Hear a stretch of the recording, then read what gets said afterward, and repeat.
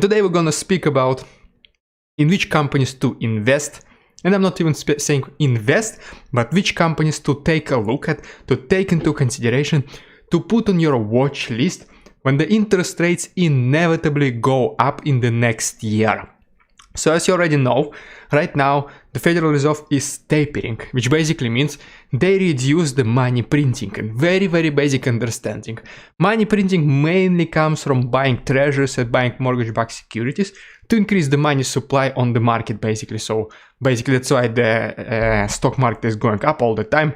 If you zoom out the S&P 500, it's basically since the beginning of pandemic, since we completely recovered, it just goes all the way up a straight line. In addition to companies doing buybacks, especially these bigger companies, FANG plus companies, Facebook, Amazon, Apple, Netflix, Google, all this kind of stuff. But these are the things I've been talking about in my previous videos, so you can go ahead and watch them. In this video, I'll be talking about what to buy whenever the tapering ends and interest rates go up. Because the policy, the monetary policy that the Federal Reserve is doing right now, whenever the pandemic once again started, it has two stages. In fact, it has three stages. First is to lower the interest rates and start printing money, which basically means makes the money to be easily accessible, because the interest rates once again are so low, at this very moment at 0.25% plus whatever banks are charging on top of this. But 0.25% is already extremely low.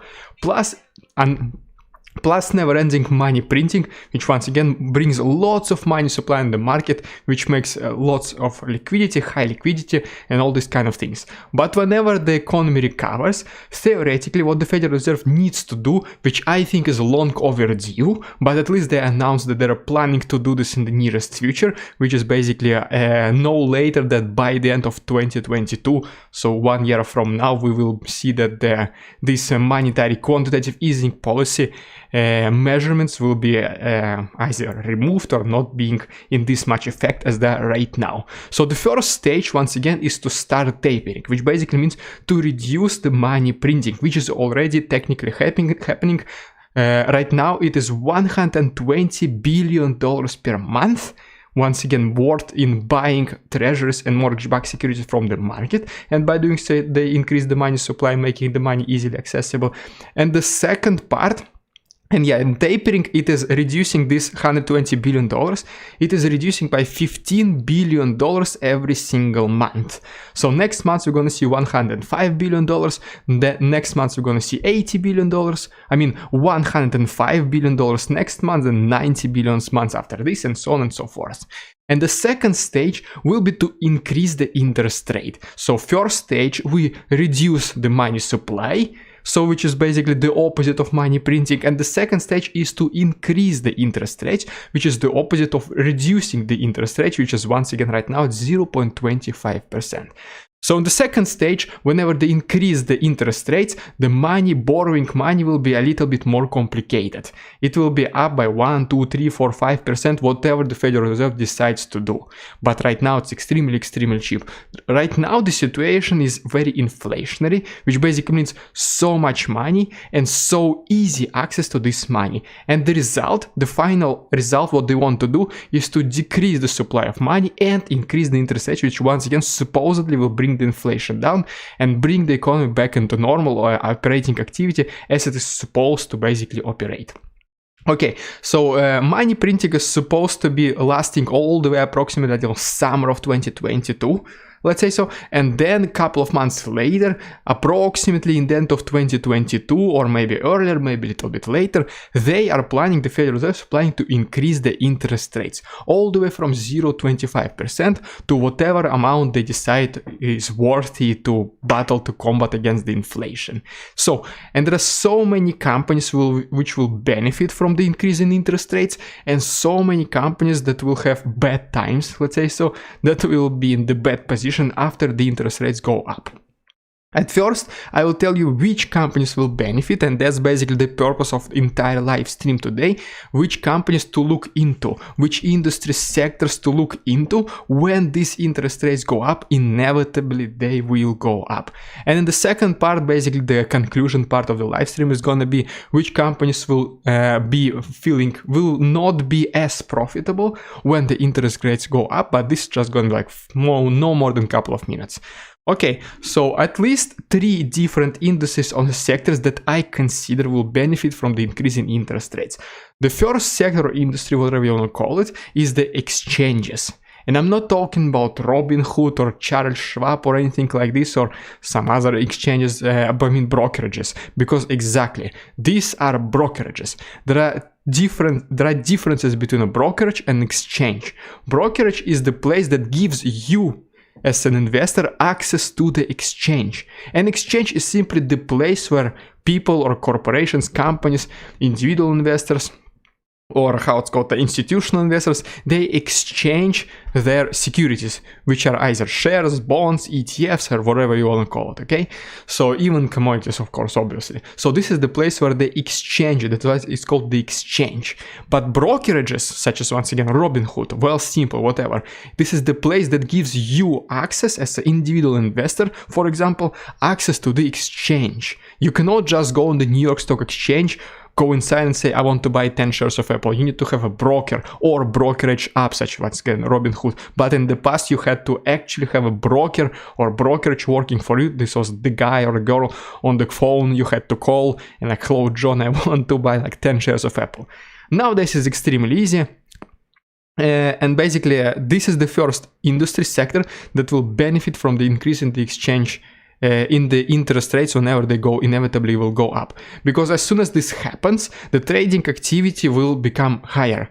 Why this will happen? People will start switching from shares, from equities, ETFs, shares, whatever. They'll start switching to fixed income instruments, such as, let's say, so bonds, treasuries. Right now, it's not that much attractive, not that much profitable to invest in treasuries or bonds. Right now, treasuries are somewhere between 1.5 to 2%. And I'm just obviously grossly rounding up these numbers. But as you can see, even the basic, most conservative estimations of the returns of the stock market is somewhere around 7-8%. So whenever you have treasuries that bring you only like 1.5%, it's not even close to be more profitable to invest in bonds. But once interest rates go up, the returns, the coupon rates of the bonds, of treasuries will go up as well. So we might see something like as much as like 5, 6, 7, 8%, depends how much they want to increase these so-called interest rates. So because of this, people will start switching from shares, from equities to fixed income securities. And because of this, trading volumes will increase, trading will increase, and so exchanges will obviously benefit from this because they always take their share in this trading activity. And also another thing, why whenever the interest rates go up, so many people will be switching from equities to fixed income securities. Because of this, the demand for securities, for stocks, it will be lower than the supply. So more people will be selling rather than people who will be buying this, which basically means that demand is less than supply, so the price goes down. So this is one of the reasons why whenever interest rates go up, it can create a potential stock market correction, crash, or recession, whatever you want to call it, depends how bearish you feel about this. So this is the first sector, first industry. And yes, you can invest in exchanges, such as, for example, NASDAQ, which is NDAQ, if I'm not mistaken, the ticker symbol, or New York Stock Exchange, which merged with the Intercontinental Exchange, or, for example, even Chicago Mercantile Exchange, which is mainly for commodities. All of this will be so much more about the trading volumes whenever the big switch happens. So all this will benefit first of all. The second industry, the second sector, let's say so industry, I would say, because it's more narrow than sector, will be banks. This is kind of relatively obvious because right now banks, whenever you borrow money from them, whenever they lend money you, they charge obviously interest. And this is once again 0.25%, which is stated by the Federal Reserve, plus on top whatever the bank seems reasonable on top. And this comes to the total interest rate that banks charge their customers. But as soon as the interest rates go up by the Federal Reserve, which let's say so just theoretical, I'm not giving you any examples or anything like this, let's just say so theoretically, right now at this very moment, the interest rates that banks charge are about like 5%. And from this 5%, 0.25% is from Federal Reserve, and 4.75% is whatever bank charges itself. So 4.75 plus 0.25 equals 5%. But when the Federal Reserve increases its interest rates, let's say so to 3%, which even though the bank keeps its original interest rates at 4.75%, in addition to this 3% that new Federal Reserve interest rate is, which makes it 3% plus 4.75%, makes the new interest rate that banks charge will be 7.75%, which is an incredible increase all the way just from 5%. I mean, it might not sound that much incredible or a lot, it's only from 5 to 7.75%, but keep in mind that, for example, Bank of America makes about $80 billion in revenue every single year approximately, and this revenue, half of it comes from the interest payments, which is like $40 billion. So if you take just 1% increase in interest rates from the Federal Reserve, this means that the Bank of America will be generating $400 million more just from interest payments. Let alone if it's 2%, then it becomes $800 million every single year more in interest payments. So banks will definitely be direct beneficiaries, benefactors from the interest rates going up. And obviously these are the banks, once again, if you're investing in the US and Canada, just take a look at the major banks, such as obviously Bank of America, Chase, JP Morgan, Citi, Bank of Montreal, Scotiabank, and all this kind of stuff. I'm just giving you suggestions. I am invested, yes, I'm invested in Bank of Montreal personally, because from all the competitors, both in American banking industry and in the Canadian banking industry, I think that this bank, which is Bank of Montreal, is the one with the best balance sheet, the income statement at this very moment. That's why I'm personally investing in it. I will keep being invested in it, because I am expecting that this will be one of the biggest benefactors of the interest rates going up.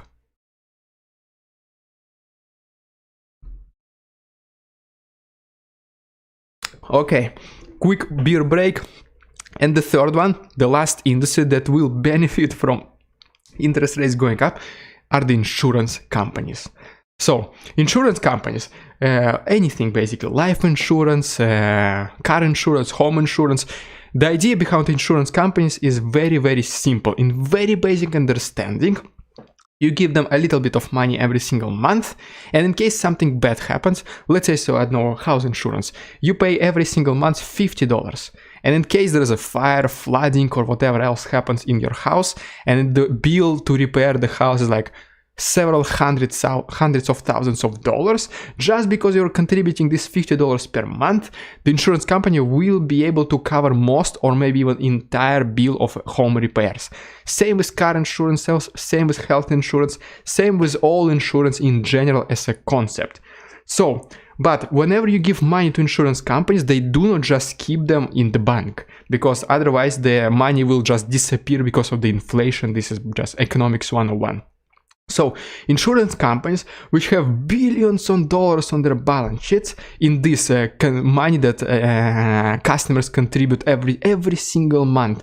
So it is one of the most stable cash flow. And if you're from North America, US or Canada, you definitely know how ridiculously unjustifiably expensive the insurance is. For example, in just 2 years, if you have a used car, just in 2 years, you can pay more in insurance, and the very, very basic insurance, you can pay more in insurance than your entire car is worth. So literally you can drive your car, total it every 2 years, and this will at least make it some kind of worth it paying the insurance. I'm not suggesting you to do this, I'm just giving an example how ridiculous is this. Insurance scam is illegal, you can go to jail if you're doing insurance scams, so this is just an example how ridiculous is this. So, and what I'm saying is that these companies, insurance companies, they have billions of dollars on their balance sheets, which they do not just let being debt destroyed by the inflation inside their checking accounts in the bank. No, they invest this money as well. But because insurance companies, they cannot invest in very high risk instruments, obviously. Insurance companies will not gamble the money of their clients by investing in startups or anything like this. For this reason, what they do, more than 3/4 of money they have, usually on average, like 75% of money under management, they invest in the fixed income securities, which is once again like bonds or treasuries, which do not give too much return at this very moment. Once again, it's somewhere around 1.5 to 2%. But just imagine, if company that has hundreds of billions of dollars on their balance sheet decides to invest, not decides, but keeps being invested 75% of this money, $75 billion in treasuries, and now the return, the coupon rate, instead of like 2% for 30-year treasuries, now it's, let's say, so 5%, their income just from these deposits increases by 2.5 times. It's like by more than 2 times more income just because of an increase in interest rate. And all this industry that I told you, the exchanges, the banking, what was the last one, the insurance companies, they do not even need to do anything for the incomes and revenues, for the bottom lines, top lines to increase. All they need to do is to wait until that very moment when the Federal Reserve decides to increase the interest rates. So this is the easiest revenue, easiest money possible. You do not need to attract new clients. You do not need to spend on marketing. You do not need to hire more people. You do not need to expand. You do not need to do research and development or mergers and acquisitions. All you need to do is to wait until that inevitable moment, which will happen 100%, 200-300%. This will happen sooner or later when the interest rates go up, and that's it. As soon as it does, even 1% increase for some companies will equal hundreds of millions of dollars more of revenue every single year. And these are the 3 industries that I think that will benefit the most. And insurance companies are obviously like Allstate or State Farm, Progressive. Once again, these are just the examples. I do not invest in insurance companies, even though I strongly trying to. I'm very much estimating if I'm looking into investing in insurance company as much as I can. Right now, I'm not contributing too much money to my TFSA because I already maxed this TFSA. So next year, I might replace some of my companies for insurance companies, because yes, it is very stable cash flow, and insurance companies once again will benefit from the interest rates go up. So I might next year, so keep an eye out for my live streams or my videos. Whenever I do, I will definitely make a video about this. In the next year, most likely, I will replace one of my companies from my TFSA, from my dividend, let's say, so portfolio, for the insurance company related companies. So right now, I don't know which one is the best, and the ones which I gave you were just the examples that yes, there are insurance companies that are publicly traded. And last couple of minutes is the companies that will not benefit from the interest rates going up. The companies that are heavily capital intensive. First of all, these are obviously technological stocks, such as Amazon, Facebook, Google, Apple, all this kind of stuff. Right now, the idea behind technological companies is that they use so much leveraged capital. So for example, for doing like utilities, for example, everything is better when you compare it with something. Utilities, for example, utility companies do not spend too much money on research, development, or anything like this. For example, you have your company that makes your electricity, that gives you the electricity, or like water company, whatever. For them, they have everything. They have the pipeline, they have this cables for the electricity, I don't know whatever they're called in English. That's it. They supply you with the utilities, and every single month you pay them. Basically almost no growth inside these companies. That's why they are paying big dividends, because they basically do not innovate. There is nothing innovative about how you can bring water to the apartment building, apartment complex, or whatever it is. But technological companies like even Tesla and Apple and all this kind of stuff, obviously every single year they need to come up up with something new. Because if they just continue making whatever they do 10, 20, 30 years ago, obviously in 5 years they will not be competitive anymore. They always need to innovate. And for this reason, technological companies take on so much debt. That's why they're so leveraged. Sometimes you can see these companies to be heavily leveraged, like 80% leverage, which basically means that 80% of the capital is borrowed capital, and 20% of their capital is, let's say, so shareholders' equity, for example. And this 80% is the money which they raised either through borrowing from the bank or issuing debt securities, which are fixed income securities, once again, which are like bonds. For example, you can buy, besides buying shares of a company, sometimes companies can issue bonds, which basically means that by buying bonds, you give them money, and they give you this money back like 5, 10, 15 years from now, depends on what is the maturity date, and plus they pay you interest. So whenever you're buying bonds, it's basically the same as you are the bank and the company borrows from you. And so for this reason, whenever interest rates go up, the borrowing of money becomes more expensive, both from the banks and from the regular people like us investors. So for this reason, technological companies which use so much leveraged capital, borrowed capital, for them it will be so much more expensive to maintain the same levels of debt, because right now, let's say, so they're paying, just once again, theoretical numbers. Right now, they're just paying $10 million every single year just in interest payments to the bank, plus to their investors and all this kind of stuff. But if the interest rate goes up just by, like, let's say, so 2-3%, the same $10 million can turn into like $12-13 million, which is out of nowhere. You're losing $2-3 million more every single year, and these are just very, very obviously conservative estimations. So technological companies, biopharmaceutical companies, or any other company that is very heavily capital oriented company that uses lots of borrowed capital. So that's basically it. Today will be a very short stream because it's already 6:43 p.m. where I live. I was supposed to start it at 5 p.m. as I always do. I started at 6:15, so this is like a little bit less than 30 minutes, but still more than enough, I guess, to share my opinion of which companies will be going up in 2022, which companies will be going down in 2022. I have not named any specific names. Always do your very own research, but that's basically my vision, my opinion, and I think it's very well justified. I think it all makes sense, and this is how I see the stock market next year. So thank you so much, the Russian dude, Communist Capitalism. See you next Friday.